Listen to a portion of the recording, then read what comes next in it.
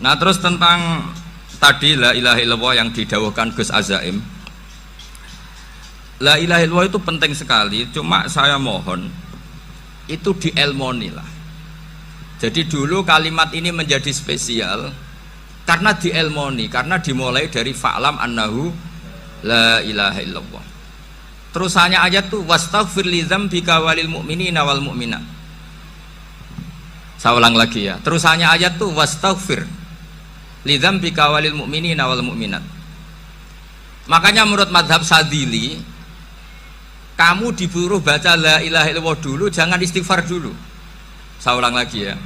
Dalam mazhab Sadiliyah itu la ilaha illallah dulu, nggak boleh istighfar dulu. Alasannya masuk akal. Orang yang kafir 70 tahun itu sekali baca la ilaha illallah itu langsung yughfar lahum ma qad salaf. Sehingga la ilaha illallah sendiri sudah punya kekuatan supaya dosa kita diampuni. Qul lil ladzina kafaru iyantahu yughfar lahum ma qad salaf. Cara menghentikan kekafiran gimana? Dia melafadzkan la ilaha illallah. Ini kalimat yang begitu saktinya sampai orang yang kafir puluhan tahun itu dosanya semuanya terhapus hanya karena melafadzkan la ilaha illallah. Nah, makanya kata Abdul Hasan Asadili, wastaghfir li dzambika ay bihadil kalimah. Seseorang sah di istighfar itu kalau melafadzkan la ilaha illallah. Misalnya ada orang kafir mati kafir, sah enggak anak cucunya mengistighfari dia? Tidak sah karena belum melafadzkan la ilaha illallah. Makanya kata Abdul Hasan Asadili, wastaghfir li dzambika ay bihadil kalimah. Sehingga lafadz ini spesial betul. Tapi kadang-kadang beberapa mursyid cara berpikir lain. Ini kalimat thayyibah harus dibaca orang suci, sehingga mendahulukan apa? Istighfar. Untuk supaya pas ngelafatkan kalimat thayyibah sudah dalam keadaan apa? Suci. Itu juga masuk akal. Tapi secara meyakinkan saya sendiri lebih mengikuti manhajnya Abil Hasan Asyadzili karena alasannya tadi, yang kafir puluhan tahun saja langsung luntur dosanya karena melafatkan la ilaha illallah. Artinya la ilaha illallah sendiri sudah bagian dari istighfar. Nah, ya tadi buktinya fa'lam annahu la ilaha illallah terus wastaghfir li dzambika walil mu'minina. Jadi orang sah diistighfari itu setelah dipastikan sah tauhidnya. Jadi setelah tauhidnya sah yaitu la ilaha illallah baru sah apa? Diistighfari. Sehingga orang kafir, saya ulang lagi, orang kafir yang mati kafir anak cucunya tidak boleh apa? Tidak boleh menistighfar. Terus saran saya kedua, la ilaha illallah itu filosofinya itu nafyun li uluhiyati ghairillah wa isbatun li uluhiyatillah wahdah. Filosofi la ilaha illallah itu gimana? Menafikan semua selain Allah itu tidak Tuhan dan hanya menuhankan Allah semata. Nah itu caranya gimana? Caranya kita harus terbiasa ini, karena tadi saya dibilangin panitia ini rata-rata mustameknya atau mustamiatnya ini santri. Caranya gimana? Dilatih pakai logika. Saya berkali-kali cerita kalau ngaji, saya sekaligus kampanye. Allah itu Tuhan yang begitu fair. Untuk menjadi Tuhan Allah mempersilahkan, ada kualifikasi Tuhan. Jadi boleh dikompetisikan, itu boleh kata Allah. Gak apa-apa kamu ngaku Tuhan gitu kata Allah, tapi nak ngaku pangeran itu paling gak ya direputasi lah, ada verifikasinya lah. Dimulai dari apa? Ya kalau jadi Tuhan itu setidaknya bikin langit bumi lah, aturannya gitu. Jadi kalau daftar bupati ya daftarlah ke KPU. Masa tahu-tahu jadi apa? Tuhan kemudian tidak punya prestasi bikin langit bumi. Sehingga Allah itu cara ngendikan itu ya fair. Qul ara'aitum ma tad'una min dunillah aruni madza khalaqu minal ardi am lahum syirkun fis samawati. Coba yang kamu tuhankan selain saya, prestasinya apa? Ketika saya bikin bumi itu apa ikut bikin? Terus am lahum syirkun fis samawati. Kalau bikin langit, kalau nggak bisa ya urun lah gitu. Urun semen apa urun bego, pokoknya urun lah gitu. Urun ora, gawe bumi ora, ngerti-ngerti ngaku dadi pangeran. Qul hatu burhanakum. Jadi ya kan ya lucu kan, misalnya syarat kiai di Salafiyah kan keluarga Kiai As'ad, cucunya ngaji ngalim. Orang keluarga Kiai As'ad terus aku kiai utama di Salafiyah. Oh mesti di penjara ya. Lah yo gak gawe langit bumi, gak ada prestasi terus ngaku sebagai apa? Tuhan. Sehingga fair. Makanya saya berkali-kali cerita. Jubair bin Mut'im itu punya anak namanya Muhammad. Ini sudah orang alim, Muhammad bin Jubair bin Mut'im. Itu cerita awala Islami Abi. Mut'im itu orang pinter sekali. Saking pinternya dia jadi delegasinya orang Quraisy datang ke Rasulullah sebagai negosiator untuk membebaskan Asra Badrin, tawanan perang apa? Badar. Yang namanya disuruh itu pasti orang pinter. Tapi apa yang terjadi ketika nginep di masjid, karena zaman itu gak ada hotel, nanti jadi geger. Orang musyrik nginep di masjid hukumnya gimana? Bahsul masail tok. Zaman itu mau tidak mau. Kalau sekarang kan ada hotel, kiai juga punya wisma. Apa yang terjadi? Orang ini cerdas sekali. Dan delalah Nabi pas sholat maghrib itu baca wattur wa kitabim mastur sampai am khalaqus samawati wal ard. Ya kalau kamu jadi Tuhan ya setidaknya menciptakan langit bumi lah. Namanya jadi Tuhan ya ada persyaratan ya. Paling tidak punya reputasi menciptakan langit bumi. Atau kalau jadi Tuhan setidaknya reputasinya itu enggak diciptakan yang lain. Am khuliqu min ghairi syai'in. Ini jadi Tuhan kok punya bapak, punya ibu. Ini jadi Tuhan kok lahirnya di bumi, ada tanggal lahirnya, ada tahun. Masa jadi Tuhan kok dulu buminya semuanya. Walhasil tuh akhirnya Nabi ketika salam sholat maghrib dia datang, ya Rasulullah, akalku habis oleh ayat yang barusan kau baca. Sudah saya Islam saja. Argumentasi selain Allah Tuhan itu batal. Itu lah saya mohon santri-santri salafiyah itu baca Quran sampai seperti itu. Jadi jangan hanya khataman banyak-banyakan maksudnya. Ini bukan nyindir, ini ngamuk ini. Jadi ya khatamannya tadilah 1000 atau berapa lah, jangan banyak-banyak. Juga kasihan malaikat yang nyatet kan.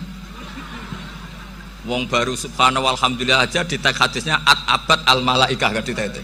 Itu baru subhanallah alhamdulillah itu sudah mencapaikan malaikat. Makanya saya wiridan tuh arang-arang kasihan malaikat karena nanti jadi itu ya ada madhabnya itu. Jadi kalau Gus Azaim sholat lama tak saingi sholat cepet itu sama-sama ada madhabnya. Yang cepet kayak saya tadi, setan pas tata-tata mau goda pas rukuk saya sudah itidal, mau goda itidal saya sudah sujud, pusing dia. Tapi jangan tiru, ini madhab yang agak-agak khusus lah, sudah cara orang Madura agak khilaf sih. Khilaf ya, khilaf ini agak khilaf ini sudah. Tapi saya ingin lah, sampean kalau ngaji Quran itu dilatih berlogika. Jadi Allah itu fair, nggak apa-apa kalian ngaku Tuhan tuh nggak apa-apa, tapi tunjukkan prestasi kamu apa. Aruni madza khalaqu minal ardi am lahum syirkun fis samawati.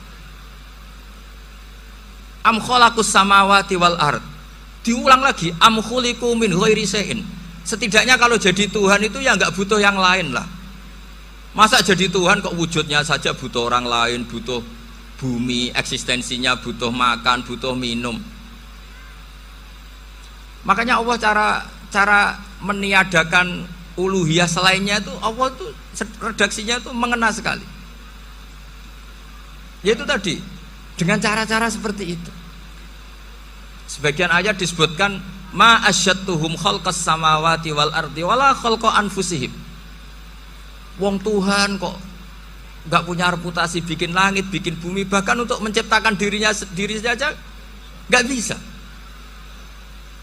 Ya sudahlah, kamu nggak usah ngaku Tuhan, nggak level kata gitu. Akhirnya terus ditemukan Tuhan yang sejati, yaitu wal awwal wal akhir wal zahiru wal batin.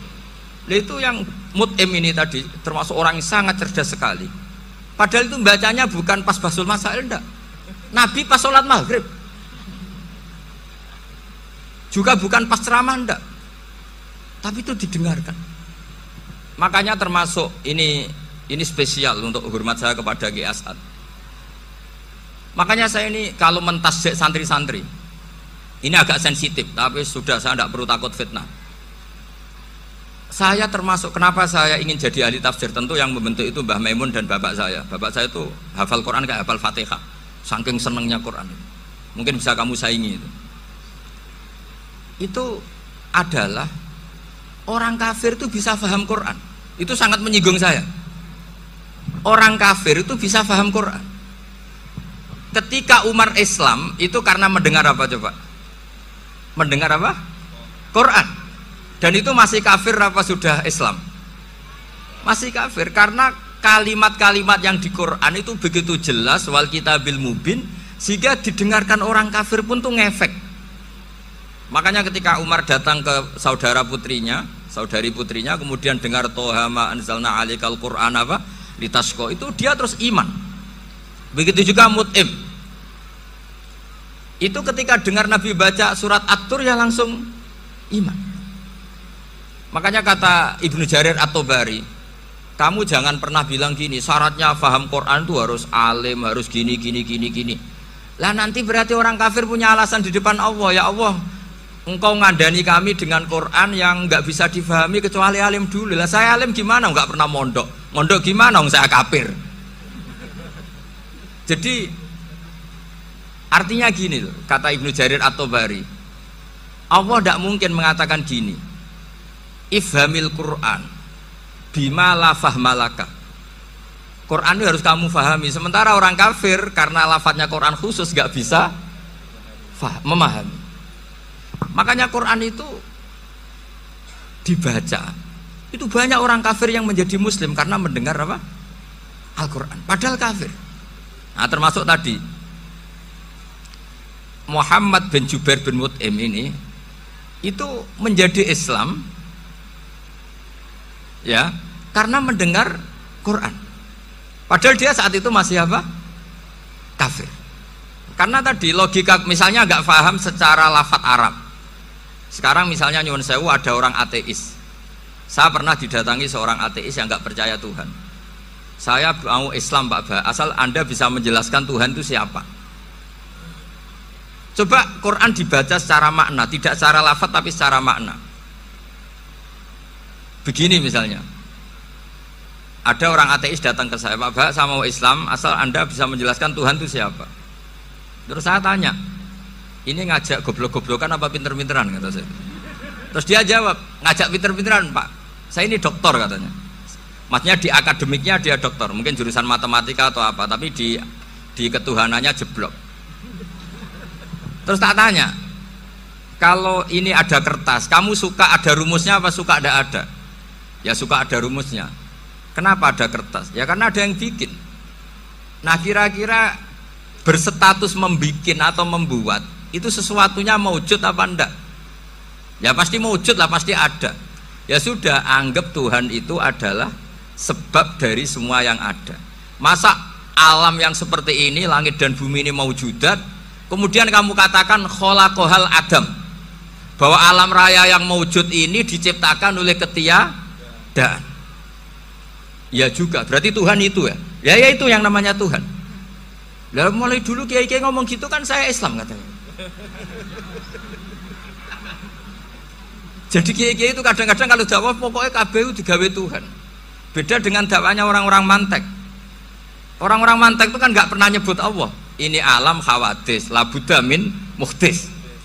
Meskipun mereka, nah muhdis ini menurut Islam namanya Allah, tapi sebetulnya kan nggak langsung bilang Allah. Jadi tak kasih tahu, alam raya ini mewujud nggak? Ya mewujud Pak Ba. Bisa nggak sesuatu yang nggak ada menjadi faktor wujudnya yang ada? Ya nggak bisa, namanya nggak ada itu nggak bisa jadi faktor. Nah itu hebatnya ulama-ulama kita ketika mengenalkan Allah itu siapa? Zat yang wajibil wujud. Jadi kita ini kalah pinter ulama-ulama dulu. Ya alhamdulillah kalahnya sama ulama dulu. Kalau kalah sama ulama sekarang isen lah. Jadi ulama dulu sudah pinter. Pasti pertanyaan dasar manusia, hadil maujudat tuh man khalaqaha, siapa yang menciptakan? Kalau kamu langsung jawab Allah atau Tuhan, mereka pasti tidak nerima. Ya jawab saja, hadil maujudat mesti khalaqaha maujudun. Nah berhubung maujud ini berstatus pencipta, harus super. Nah super ini oleh ulama disebut wajibul wujud atau musabbibul asbab, yang oleh Islam dinamai Allah. Tapi kita langsung ngomong Allah, ya mesti aja bingungkan kan bagi yang bingung maksudnya. Ya saya mohonlah kalimat-kalimat la ilaha illallah itu diamati lah, diresapi sampai seperti penjelasan saya ini, sehingga punya kualitas ilmu. Karena syaratnya memang fa'lam, harus punya kualitas apa? Ilmu. Ilmu itu apa? Ma'rifatus syai' ala ma huwa alaih. Mengenal sesuatu sesuai detail-detail sifatnya sesuatu itu. Misalnya kalau Allah sudah jadi Tuhan, ya harusnya qabla kulli syai'.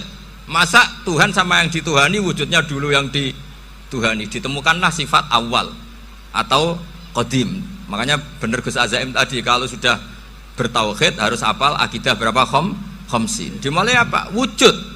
Kenapa harus dikatakan wujud? Karena alam raya ini kadung maujudat. Hadhil alam maujudun. Masa maujudun khalaqahul adam? Masa maujudat khalaqahul adam? Nah, itu yang disebut am khuliqu min ghairi syai'in am humul khaliqun. Jadi saya semohon-mohonnya, cobalah tradisi-tradisi lihat baru ayat ini dihidupkan lagi, sehingga kita baca Quran itu sekaligus menjadi orang yang sangat argumentatif. Karena Quran adalah qul falillahil hujjatul balighah. Dilatih. Jangan bosan, dilatih. Makanya kalau saya baca ayat-ayat seperti itu, cek fair Allah itu. Fair betul. Enggak apa-apa saya punya pesaing kata Allah, tapi yang imbang dong. Pas aku gawe langit ya bantulah, atau ada langit tandingan lah kira-kira gitu. Kalau saya bikin bumi ya ada bumi. Nah misalnya sekarang orang Cina bikin matahari, materinya dari mana coba? Dari yang sudah ada sekarang kan? Tetap saja agak ikut bikin kan? Tapi kalau Allah bikin langit bumi minal adam minal wujud. Kalau mereka paling rekayasa yang sudah wujud di otak-atik. Nah harus sampai seperti itu. Sampai kata Gus Azim kul hatu apa? Burhanakum tadi. Jadi ini cara-cara kita untuk menguatkan iman. Aruni madza khalaqu minal ardi am lahum syirkun fis samawati. Terus kata Allah, itu nih bi kitab min qabli hadza au atharatin min ilmin. Kalau kamu enggak setuju teori ini kata Allah, cari kitab suci versi Anda. Aturan jadi Tuhan itu apa coba? Ya tetap saja semua kitab suci akan mengatakan di mana-mana Tuhan itu pencipta langit dan bumi. Jangan yang lahir di bumi jadi Tuhan. Jangan Lata Uzza jadi Tuhan. Jangan karena sakti jadi Tuhan. Nah ini di sini pentingnya ilmu balaghah, ilmu mantek yang alhamdulillah di pondok-pondok kita masih diajari. Makanya kata mantek sebetulnya ilmu akal hanya menemukan hadil maujudat khalaqaha maujudun. Nah yang maujud ini siapa? Ya wajibul wujud. Nah kemudian Islam menamai ini Allah Subhanahu wa ta'ala. Makanya ulama dulu itu kalau ngendikan Allah itu siapa? Zat sing wajibul wujud. Itu filosofinya luar biasa. Karena dengan seperti ini bisa menafikan teori ateisme bahwa alam raya ini diciptakan oleh ketiadaan. Makanya saya bilang tadi, ngajak goblok-goblokan apa pinter-pinteran gitu. Lah nek ngajak goblok-goblokan yang ngene, hadhil maujudat khalaqahal adam. Terus kita goblok bareng. Loh iya kan, barang maujud diciptakan yang tidak maujud. Wong ora wujud kok mempengaruhi sing wujud. Ya monggo nak goblok bareng kata. Akhirnya, enggak loh Gus, saya ini dokter masa kamu ajak goblok? Ya sudah, pinter saja kata saya. Alhamdulillah karena debat kecil ini dia menjadi nyaman lagi dengan apa? Islam. Memang saya tentu nggak bisa disalahkan doktoralnya karena di ilmu yang selain apa? Teologi gitu. Tapi kan polanya dia pasti pinter. Makanya ini sekaligus mengingatkan anak-anak lah. Kecakapan menjelaskan itu harus dilatih karena di antara kelebihannya Quran itu wal kitabil apa? Mubin, yaitu kitab yang punya kemampuan menjelaskan. Ini yang terakhir saya beri contoh. Terakhir ini penjelasan Quran. Dulu orang kafir itu cara berpikir itu begini, Muhammad, urusan kita ini banyak, problem kita banyak. Masa iya urusan yang banyak ini cukup dengan satu Tuhan? Kalau problem banyak ya Tuhannya harus banyak. Ada Tuhan pohon, Tuhan hujan. Ya kayak Cina itu ada Dewi Kuan Im keberuntungan, ada yang sial, yang pokoknya diurus yang banyak lah. Maka mereka bilang aja'alal alihata ilaha wahida inna hadza la syai'un ujab. Ini aneh, urusan banyak kok Tuhannya satu, ini aneh lah.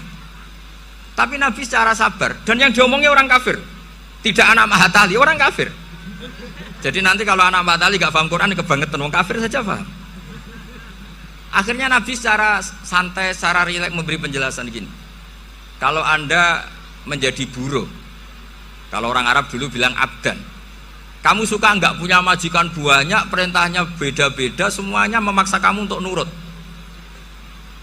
sama punya majikan satu yang baik. Ya nggak suka lah Muhammad kalau majikan saya banyak semuanya berhak merintah saya, tidak enak. Majikannya satu saja. Terus kata Nabi, Tuhanmu itu majikan kamu. Kalau Tuhannya banyak kamu bingung, nanti perintahnya banyak. Akhirnya mereka paham. Dan itu segampang itu Allah memberi penjelasan. Daraba wa masalah rojulan fihi syuraka umutasyakisuna wa rajulan salamal lirajul hal yastawiyani masalah alhamdulillah. Langsung diberi analogi. Kalau kamu jadi buruh punya majikan banyak yang perintahnya beda-beda, kemudian jadi buruh yang majikannya satu, kamu milih mana? Ya milih satu Muhammad. Ya sudah, kalau Tuhannya banyak perintahnya banyak kamu juga bingung, langsung menjadi faham. Ketika ada orang tidak ikhlas, Nabi cara memberi penjelasan juga gampang. Misalnya saya dikasih uang Gus Azaim 1 juta, kemudian matur nuwun saya sama Pak Afif, aneh nggak? Saya ini orang aneh nggak? Orang aneh nggak? Itu Nabi kalau mencontohkan orang tidak ikhlas gitu. Kata Rasulullah, orang tidak ikhlas itu sebagaimana orang beli budak. Min kholisi malih, budak itu dibeli dari uangnya sendiri. Kemudian fa'amila hadal abdu, budak ini kemudian bekerja dan a'tohullatahu, hasilnya dikasihkan sama orang lain. Terus Nabi memberi percontohan, ayasurrukum ayyakuna abdukum kadzalik, apa kamu suka kalau budak kamu seperti itu? Dulu orang-orang dulu kan beli budak untuk disuruh bekerja terus disuruh setor apa hasilnya. Jadi budaknya kamu yang beli, yang biayai. Kalau sekarang mungkin nggak ada budak, gini lah, saya nyuruh Zaid, tak kasih mobil, tak kasih bensin, tak kasih uang jalan supaya narik angkot. Hasilnya disuruh ngasihkan saya. Ternyata dikasihkan orang lain dan matur nuwun sama orang. Kamu suka punya budak seperti itu? Ya tidak suka ya Rasulullah. Ya ibaratnya seperti itu.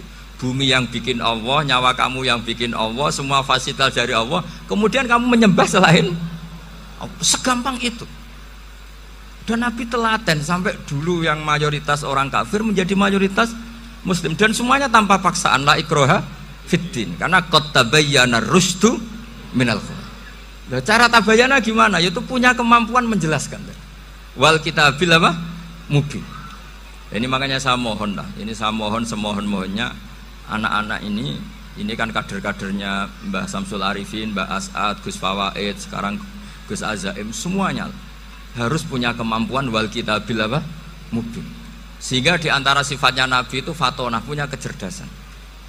Nabi itu gak pernah debat kalah, itu meskipun sudah terdesak gak pernah kalah. Pernah Nabi itu ngendikan la adwa wala tiarata, tidak ada penyakit menular. Ada orang yang mungkin kurang suka iseng, ada onta yang sudah gudiken dijejerno sama yang waras, ternyata yang waras jadi gudiken. Akhirnya Nabi diundang lah kira-kira gitu, ya Rasulullah, kata engkau gak ada penyakit menular, tapi ini unta yang nggak gudikan tak jajarkan yang gudikan ikut gudikan, berarti kan menular. Nabi santai jawab, faman jarrobal awal, lalu yang pertama gudikan ketularan siapa katanya. Wah kalau ini asli Nabi, ya sudah seperti itu. Jadi ngiranya dia menang karena yang gudikan pertama nulari yang kedua. Ternyata